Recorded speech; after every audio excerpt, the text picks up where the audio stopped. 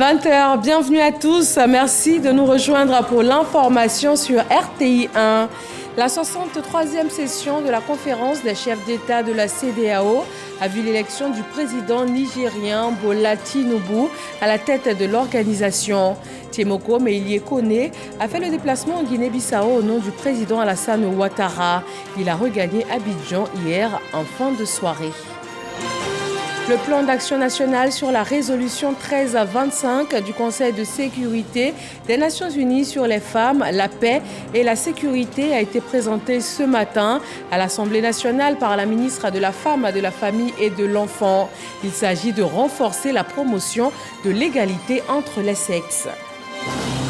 La saison des pluies est là avec son lot de maladies. Les plus fréquentes sont les maladies de l'appareil respiratoire, telles que la grippe, la pneumonie ou encore le paludisme et la dengue causée par les moustiques. Comment se protéger pour les éviter? Nous en parlons dans ce journal. Au moins 300 migrants sont portés disparus depuis 15 jours où ils ont quitté le Sénégal pour tenter de rejoindre l'Espagne à bord de 3 bateaux. C'est une annonce faite hier par l'association d'aide aux migrants Walking Borders. La route migratoire de l'Atlantique est l'une des plus meurtrières au monde. Bonsoir à tous. Le président du Nigeria a été élu à l'unanimité nouveau président en exercice de la conférence des chefs d'État de la CEDEAO. La 63e session de l'organisation sous-régionale s'est tenue hier en Guinée-Bissau et le vice-président de Côte d'Ivoire, Temoko Meïlie Kone, y a représenté le président Alassane Ouattara. Il a regagné Abidjan en fin de journée. Jérôme Kofi Abola.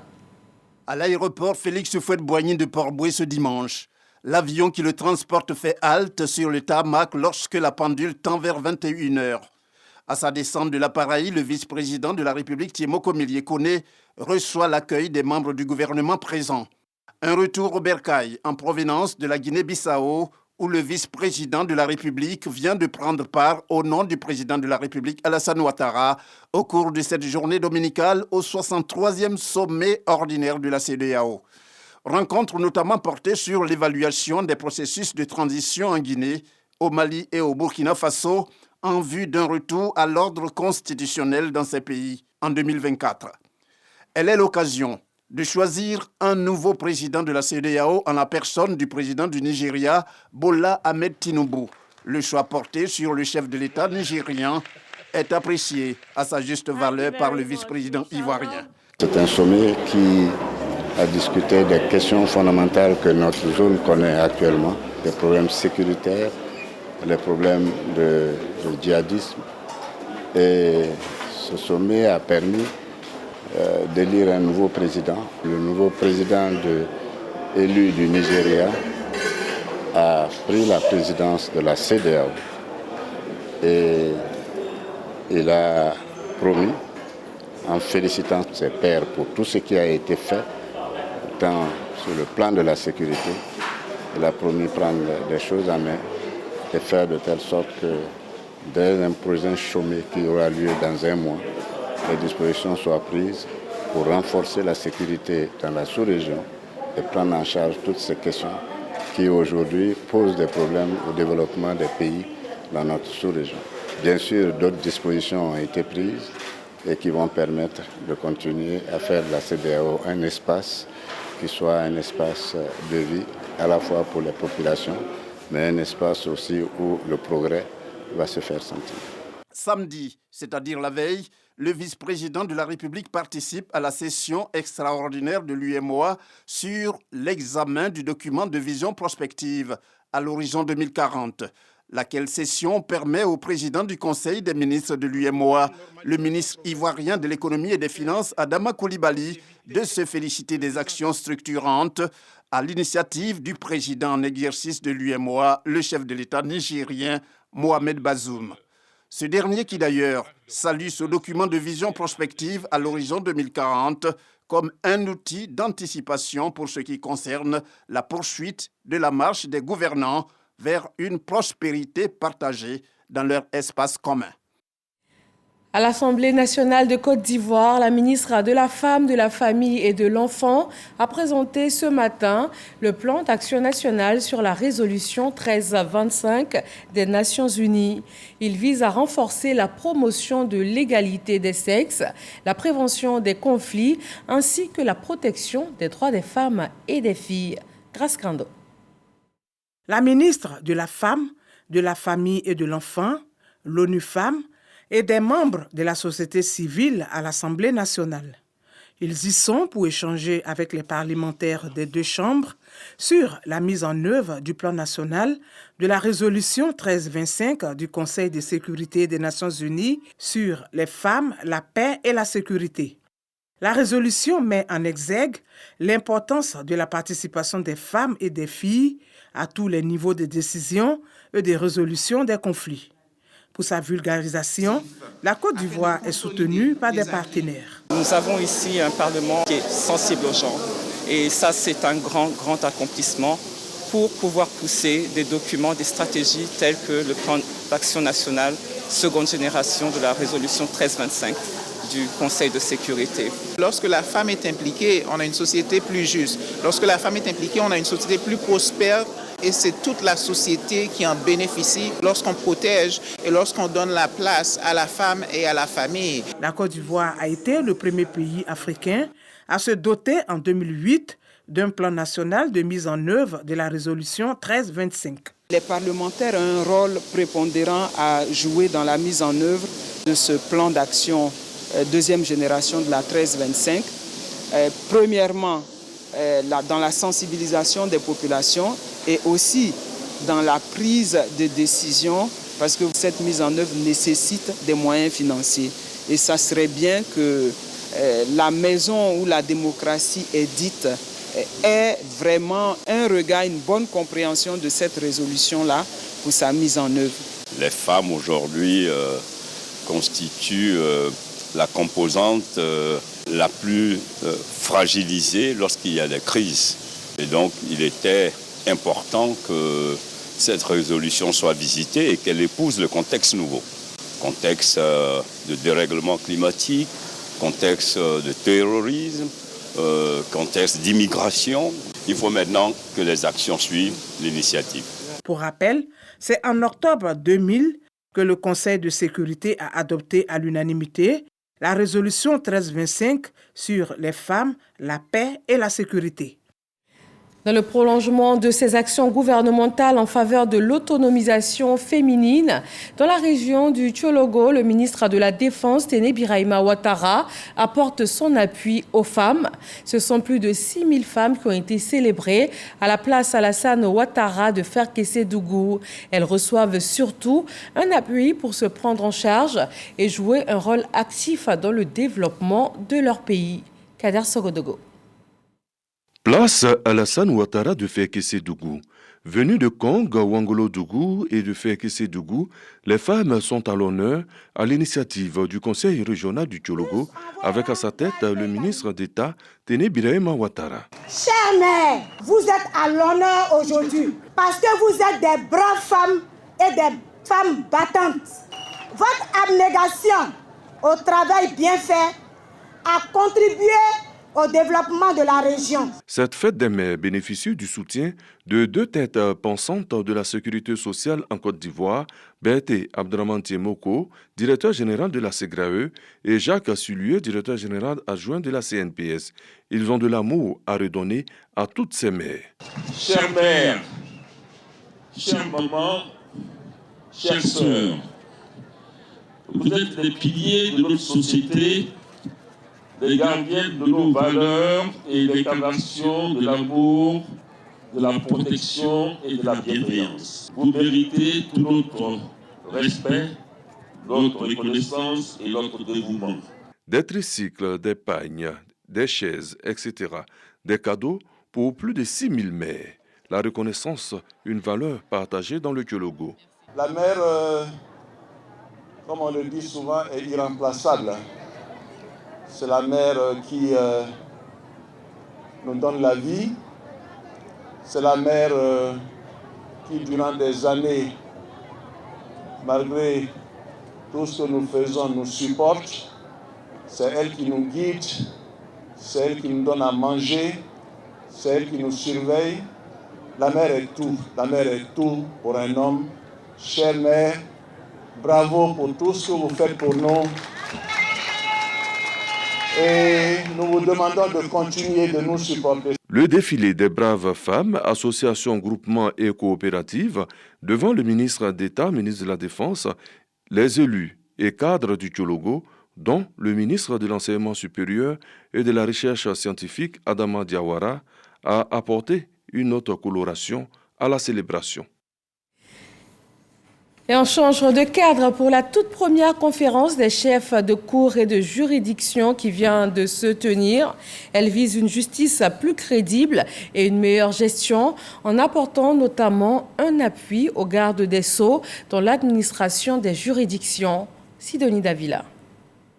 Après une dizaine d'années de léthargie, la conférence des chefs de cour et de juridiction reprend ses droits. La toute première rencontre des acteurs a clairement démontré son rôle crucial en tant qu'instrument administratif pour soutenir le travail du garde des Sceaux en vue d'assurer la bonne gestion de la justice. L'idée, c'est que tous ceux qui sont chargés d'animer cette juridiction se retrouvent, partagent leurs expériences et fassent en sorte de faire remonter au garde des Sceaux les difficultés qui se posent au niveau des juridictions, aussi bien du point de vue structurel que du point de vue de l'application du droit, afin que des solutions idoines soient prises pour que la justice soit toujours plus forte et plus crédible. Le ministre de la Justice, Sansan Kambile, président de cette conférence, pour qui le bon fonctionnement de la justice passe indéniablement par celui des juridictions, invite l'ensemble des décideurs judiciaires à œuvrer pour le bon fonctionnement de la justice.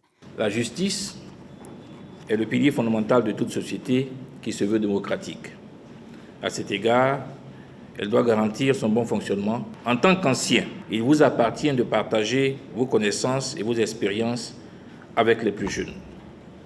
Les chefs de cour et de juridiction sont appelés à demeurer des modèles. Votre intégrité, votre éthique, votre rigueur et votre professionnalisme doivent être exemplaires.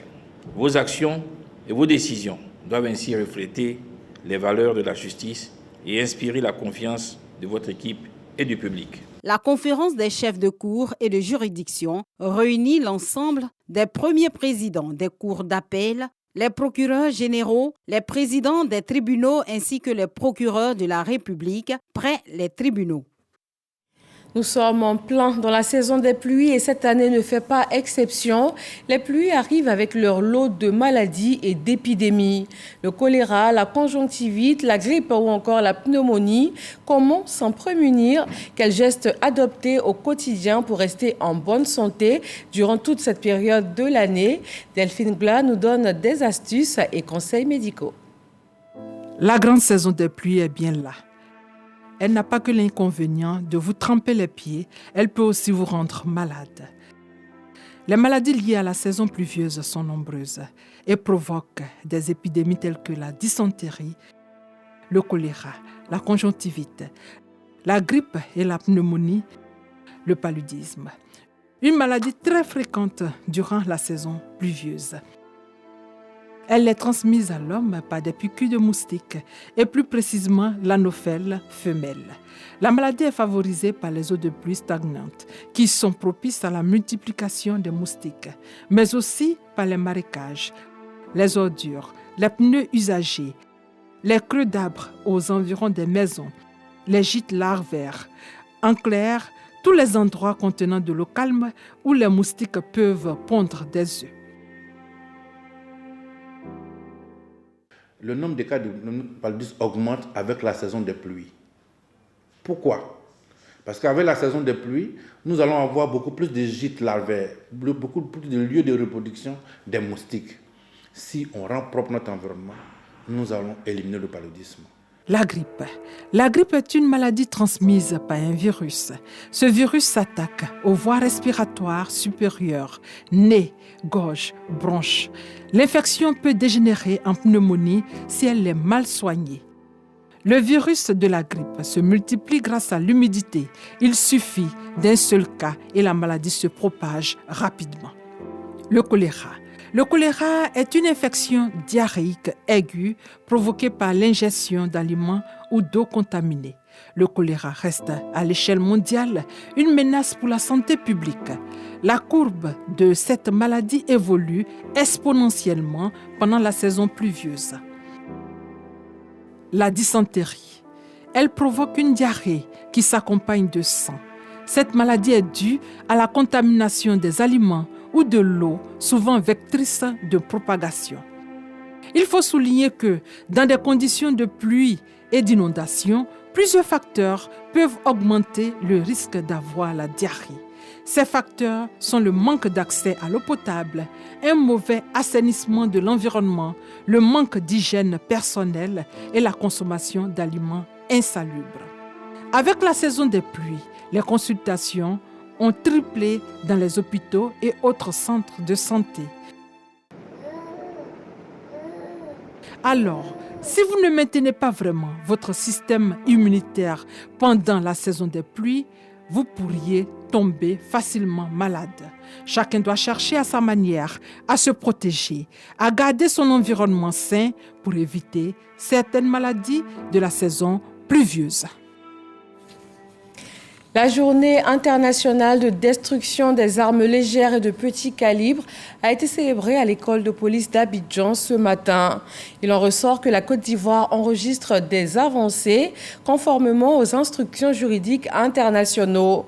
On enregistre à ce jour la collecte et la destruction de 24 345 armes, 2 635 mines antipersonnelles et 6 336 munitions non explosées. Le reportage est signé Walter Amadou Ouattara. Le PNUD et la coopération allemande GIZ soutiennent la Côte d'Ivoire à travers la Comnalt ALPC dans sa mission. Réussir à prévenir et à éradiquer la circulation illicite des armes légères et de petit calibre dans notre pays. Notre mission est de combattre cette menace avec tous les acteurs nationaux et internationaux impliqués dans cette lutte, conformément aux instruments juridiques internationaux auxquels la Côte d'Ivoire est État partie. Des progrès significatifs ont été réalisés. 4 machines de destruction d'armes à la découpe acquises grâce aux efforts du gouvernement et à l'appui des partenaires. Depuis 2001, le monde entier célèbre chaque 9 juillet la Journée internationale de destruction des armes légères et de petit calibre. Lundi 10 juillet 2023, date choisie par l'État pour commémorer l'événement. À l'école de police d'Abidjan, le ministre de l'Intérieur et de la Sécurité, le général de corps d'armée Vagondo Diomandé, revient sur les acquis de la lutte en Côte d'Ivoire. Les armes légères de petit calibre ont toujours été à l'origine de près de 50% des morts violentes entre 2010 et 2015. Sous la haute autorité de son Excellence, Monsieur le Président de la République, la Côte d'Ivoire s'est attelée à mettre en œuvre un plan d'action contre les ALPC. La réalisation de ce plan qui a permis à la Comnat de collecter et de détruire 24 345 armes, 2635 mines antipersonnelles et 6336 munitions non explosées.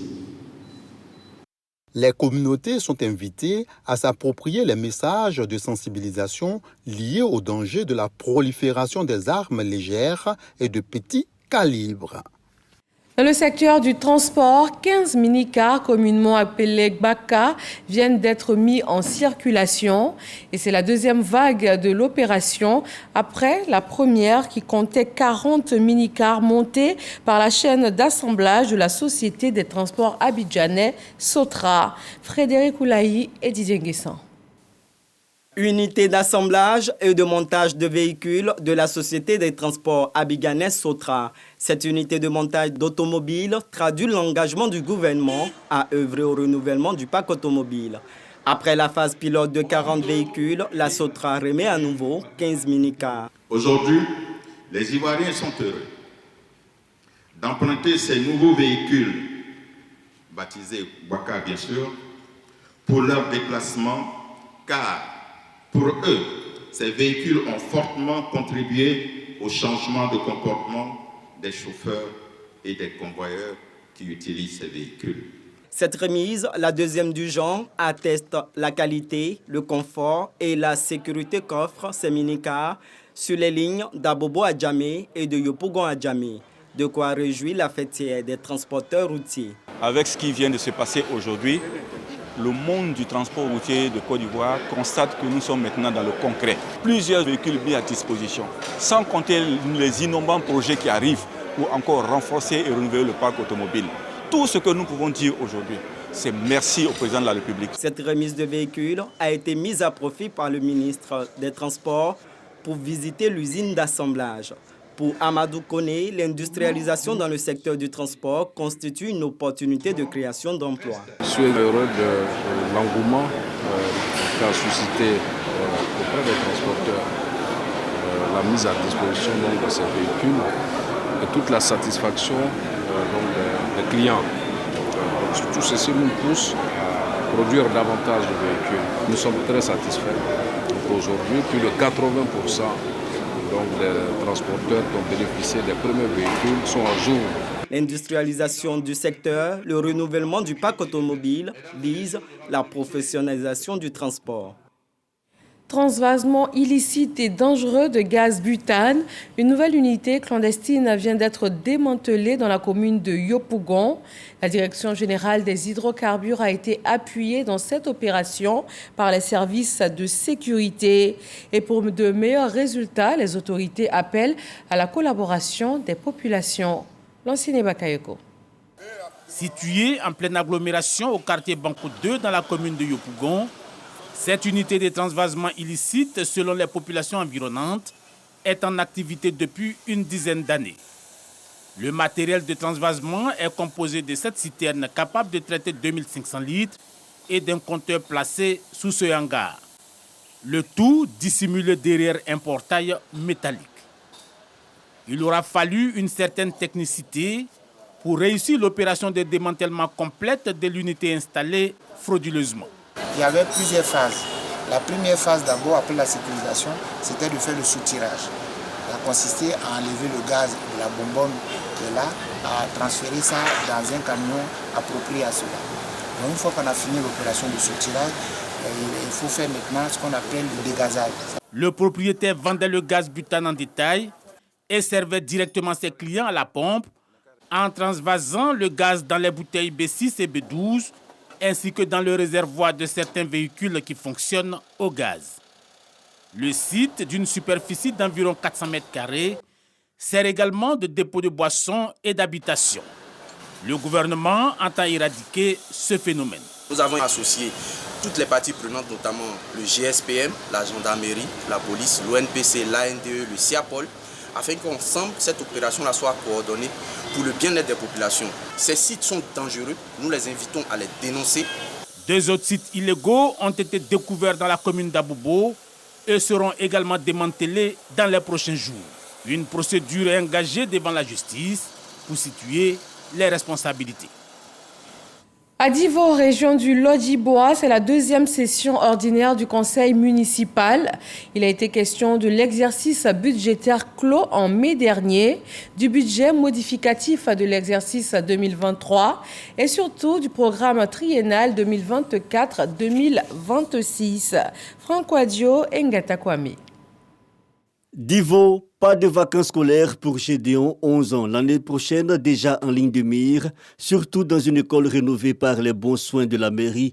Le conseil municipal, justement, tient sa seconde session ordinaire. Jusqu'à fin juin, nous avons un taux de recouvrement des recettes propres d'un peu plus de 54%. Ça veut dire que les recettes sont parfaitement bien tenues. Les dépenses aussi, on a fait les engagements, on a mandaté. Le deuxième point, c'était qu'on a fait un budget modificatif et enfin nous avons analysé le programme triennal. Un programme triennal 2024-2026 adopté à la majorité des conseillers. Nous avons entrepris de construire encore beaucoup d'écoles parce qu'il y a quelques établissements encore où on a beaucoup d'élèves par classe. Il y a certains villages qui n'ont pas d'eau potable. Donc on a décidé de faire des forages, de construire encore des dispensaires dans certains villages. Globalement, ce conseil s'est bien tenu. Ce sont plus de 1,165 milliard de francs CFA dédiés à l'exécution de ce programme triennal qui compte 25 actions et 46 opérations. Nous sommes allés dans la vision du président Alassane Ouattara, c'est d'améliorer les conditions de vie de nos populations. Nous sommes très proches des populations. Aujourd'hui, on a construit énormément de salles de classe, énormément de dispensaires, des marchés. Dans 2 mois, un peu moins de 2 mois, il y a les élections.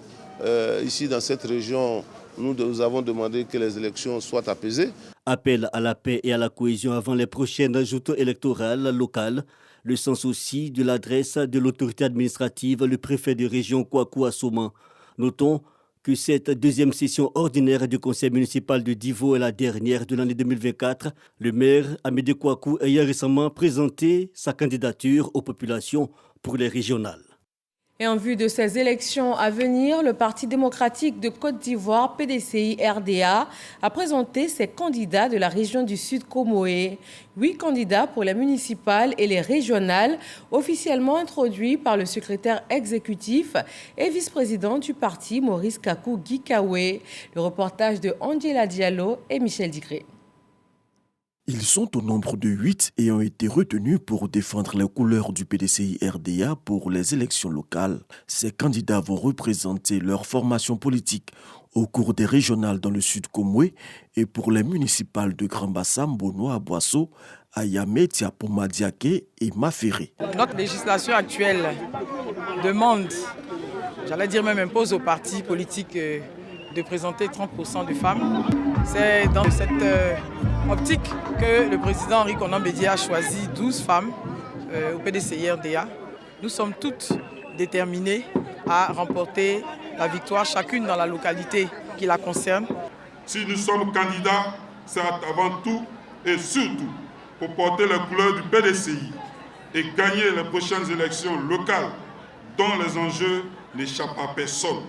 Le secrétaire exécutif en chef du PDCI-RDA, Maurice Kakou Gikawe, a délivré un message de soutien du président du parti Henri Konan Bédié au candidat désigné.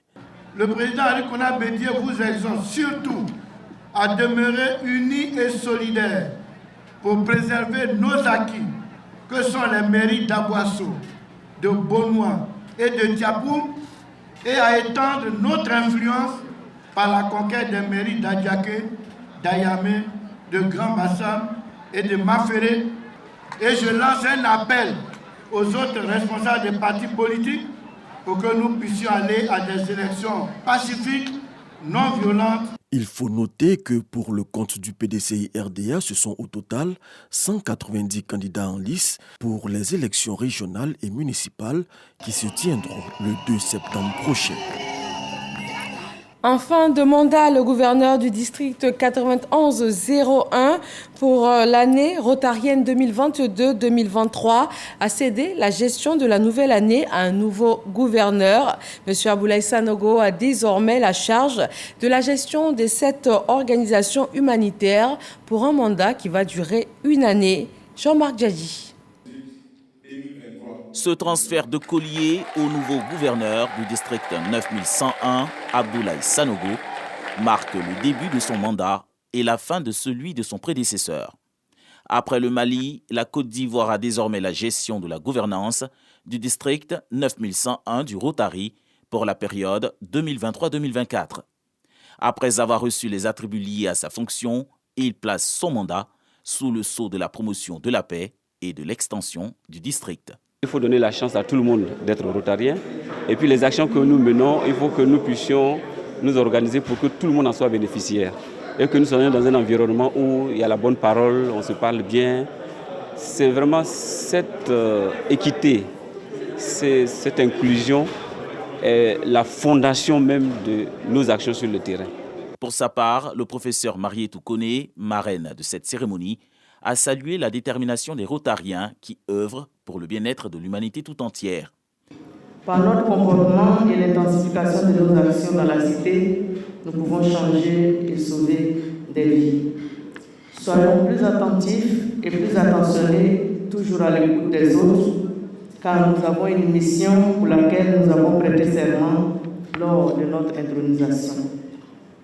Créons de l'espoir dans le monde, comme le souhaite le président du Rotary International 2023-2024, l'Écossais Gordon McKinley.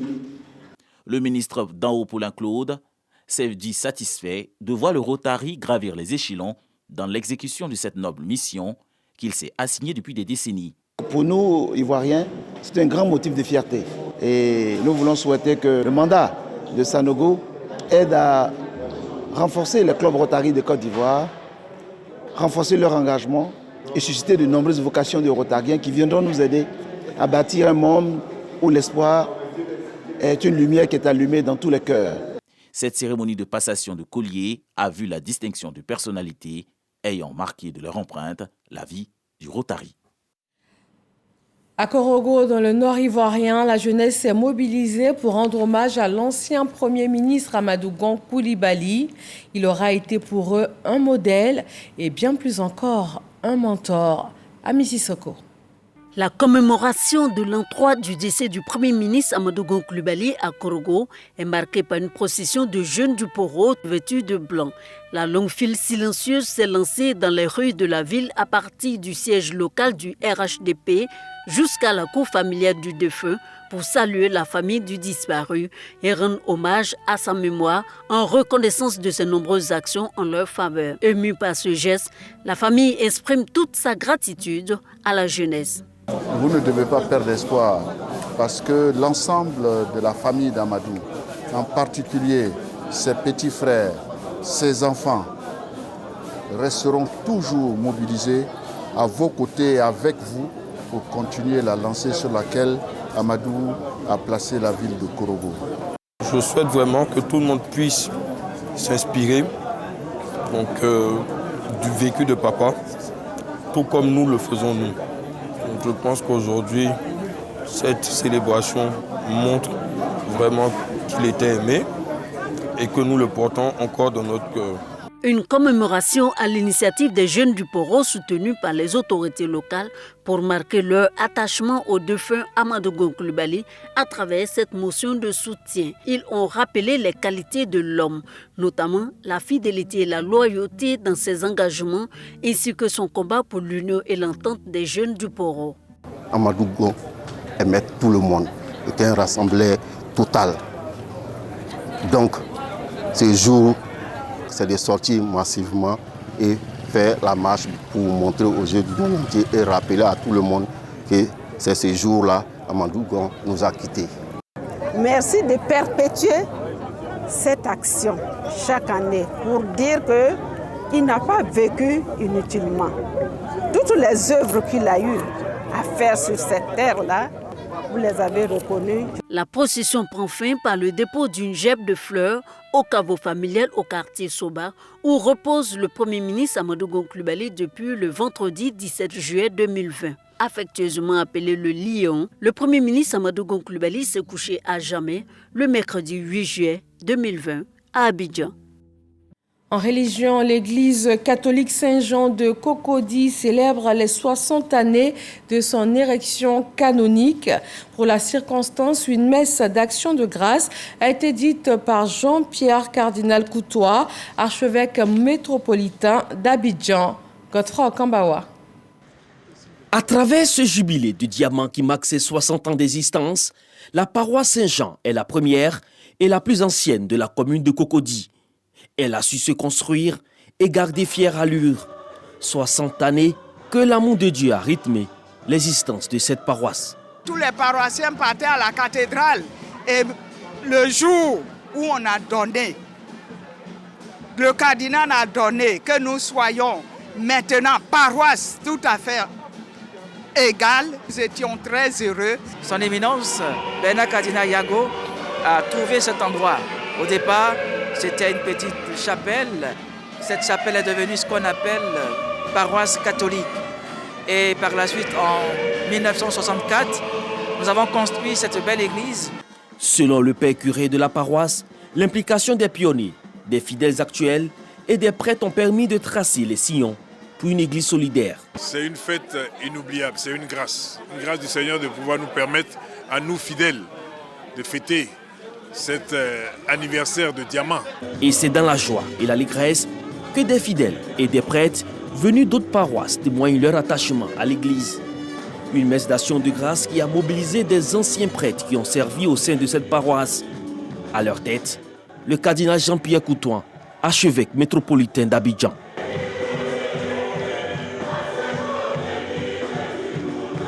Dans son adresse à la communauté, le cardinal Jean-Pierre Coutouin, célébrant du jour, a exhorté les fidèles chrétiens à soutenir l'Église et surtout à la reconversion des cœurs. Ce jubilé de diamant, au-delà de son caractère festif, doit nous aider à grandir dans la sagesse et surtout dans l'humilité. Ce jubilé doit davantage nous faire comprendre où se trouvent les vrais défis auxquels nous sommes confrontés et comment y répondre. Au cours de cette messe, le message de bénédiction du pape François est adressé à la communauté. Des dons symboliques sont faits à l'endroit du clergé et un hommage est rendu aux pionniers de la paroisse. Saint Jean de Cocody a 60 ans et les fidèles entendent consolider les acquis pour ce jubilé de diamant. La paroisse Saint-François-Xavier de Mbato, elle, a célébré ses 70 années d'existence. Une cérémonie en couleur qui a été marquée par la confirmation de 128 fidèles. Grâce Kando.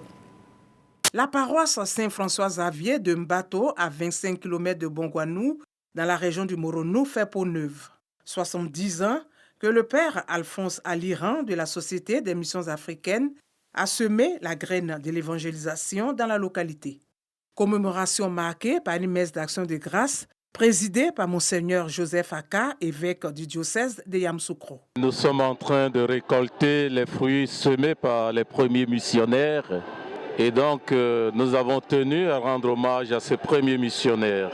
Ce qu'ils ont semé, c'est un héritage qu'ils nous ont laissé et que nous avons le devoir d'entretenir cet héritage, mieux de faire croître, progresser cet héritage qui est avant tout la foi. À cette célébration s'associe le ministre Paulin-Claude Danho, venu apporter son soutien à la communauté. Nous sommes venus pour nous inspirer de ce cheminement qui a été fait ici par les hommes de foi et d'engagement.